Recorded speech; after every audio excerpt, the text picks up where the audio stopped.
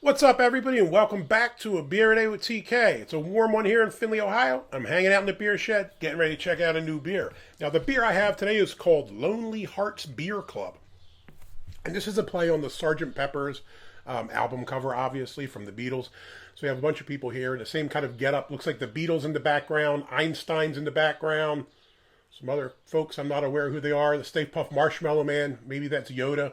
Half these guys look like Jason Kelsey. I don't know who they're supposed to be. But neat looking can art on this can. See if it says who it's by. No. But it does say it's brewed and canned in Sherman, Texas. And I did look that up, and it looks like it's north of Dallas.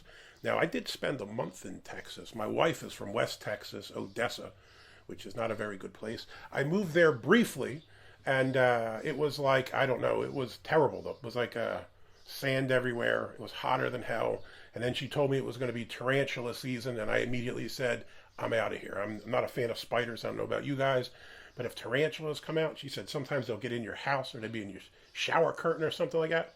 If a tarantula was in the shower curtain when I was in there, it'd be the end of my life. I'd have a heart attack on this spot right away. It'd be done.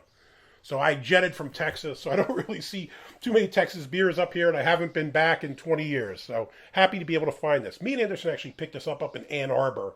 I think that place was called like Produce Station or something. It was a weird little spot that you wouldn't have thought had beer, but it showed up on the Untappd app as like a venue near you. So we went in. They actually had an awesome selection. It wasn't real big, but it was varied. There were a lot of beers I'd never seen in my life from Michigan and all over other places. So pretty cool little spot. And that's where I spotted this boy. So let's see what it says here. Lonely Hearts Beer Club Reserve Series Stout.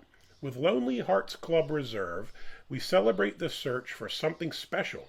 This imperial stout is aged is aged on almond and brandy infused cherries. That sounds nice. Resulting in a thrilling pursuit of flavors throughout its lushy velvet mouthfeel. Notes of dark chocolate and roasted malts tango with succulent cherry and nutty almond, and an exquisite dance of dark fruit, chocolate hints, and nutty flavors. A sweet kiss of fruit complements this rapturous entanglement of flavors. In this stout, you found the one. 12% ABV, 12 fluid ounces. It says pairs with chocolate cupcakes, grilled venison, listening to the Beatles. I will take most of those things.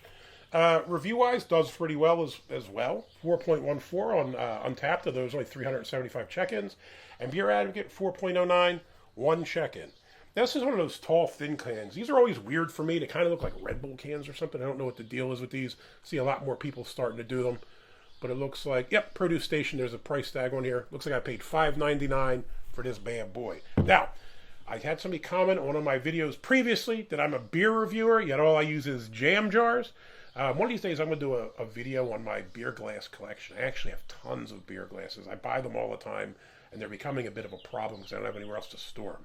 The problem is I don't like to bring them out here to the beer shed because I don't want to break them, because a lot of them are from breweries I had to travel to, or they're for special events, and I don't want to have too many beers or be acting a fool and knock it over and shatter it out here for a video. Thus, I use the jam jars. But because I was called out, I'll break out this bad boy from Southern Star, which is a Texas brewery. It says brewed in Texas on it. I think Anderson picked this up for me when he was on the road at some point in time. But I'll break out a proper beer glass. So,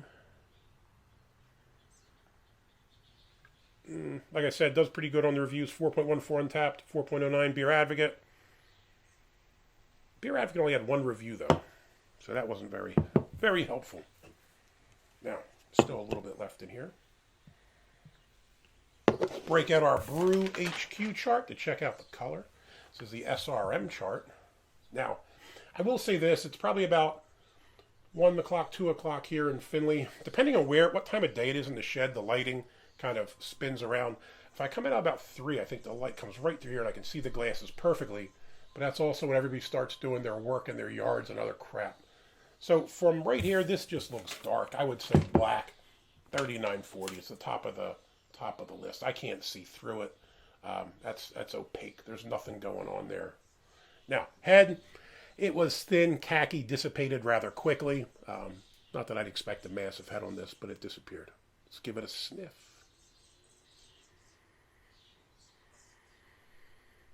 That smells nice. Picking up cherries for sure. Peach and cherries are my two favorite things. I've done 2 reviews today, and I'm going back to back a peach beer. So I did the peach Busch Light, which was not bad at all, surprisingly, and following up with this bad boy. But what do I get? I think on the nose, what I pick up is a light cherry smell and maybe a little bit of a sweet chocolatey kind of note as well. So pretty decent. What did it say?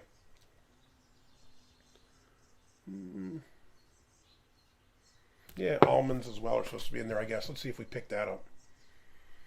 All right, let's give it a taste. Cheers.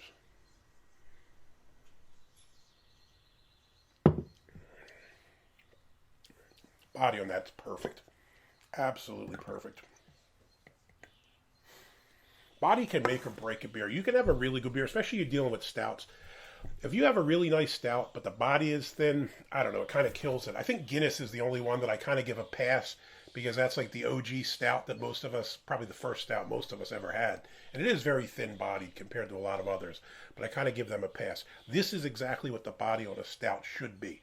It said velvety smooth, and that's exactly what it is. I would say this is full bodied, nice and silky smooth, absolutely perfect.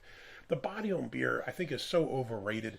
A lot of times when you go to breweries, especially new ones or smaller ones, a lot of times they hit on the flavors, but the body is that homebrew, thin kind of taste that I can make in the shed here, you know? It's one thing I've never been able to pull off. Not that I'm a prolific brewer, but usually I nail the taste, but the body always seems kind of light. They crushed it on this. This is exactly what it should taste like. Now, as far as the tastes, I think you definitely get the chocolate up front. As you drink it, you pick up the cherry. Almond, maybe to a lesser extent. You like. I'm not a huge fan of almonds to be honest, but I know what they taste like. I mean, I've obviously had candy bars with them, or you get them in mixed nuts. I usually try to pick around them because I don't really like the little skin bit on them. But I think you do pick it up in this. It's kind of that nutty taste at the back end. But I think first chocolate, cherry, then maybe you get a bit of the nuttiness as well. Now, the other thing I'll say for 12% ABV, not much booziness to this. I think you get a tiny bit, like when you first get it on your lips, there's a little bit of a burn, very slight burn, but you don't get the burn when you drink it. Normally the way I pick up alcohol, again, sometimes you get it in the mouth, but usually once you drink it, you kind of feel it burn, as if you had something hot or drank a shot or something like that. I'm not picking that up on this. Now, I would probably think this is more than 4 or 5%, just because of that initial lip burn when you take the sip. But I don't know that I would think this is 12 if I didn't know, prior to drinking it. And if you take that nice cherry taste with the chocolate, that nice velvety smooth body, these could get you in trouble. These could be a night ender, and I would definitely drink a whole heck of a lot of these if I could. So what I'll have to do, I think I've only had 2 beers from this brewery. Oh my God, sweat is dripping in my eyes. This is nuts. It is uncomfortable in the shed this afternoon. I might have to take a ride back up to the produce station. Sorry, I don't know what I called it earlier. The produce station in Ann Arbor, Michigan. See if I can scoop some more of these, because I doubt I'll see them anywhere near me on the shelves. So Lonely Hearts Beer Club, 903 Brewers, Sherman, Texas. Awesome job. 2 thumbs up. This is one of the best beers I've had this year. I wish I had a case of these. Chocolate, cherry, nice little tiny bit of booziness. Perfect beer. The body is spot on. Everything about this hits. And I think it does everything that it said it was supposed to do. Let me see if there's anything else I'm missing. No, not really. The cherry, almond, and chocolate. I mean, that's what you get. I mean, it's as described. I'm thrilled they delivered on this. So, Lonely Hearts Beer Club, big thumbs up. Hopefully you like this video. Give me a thumbs up. And if you want to see more videos like this, please hit subscribe. As always, got any comments or questions? Jump in down below. Have you been fortunate enough to try one of these Lonely Hearts Beer Club beers? If so, let me know what you think about it down below. Have you had anything else from 903 Brewers?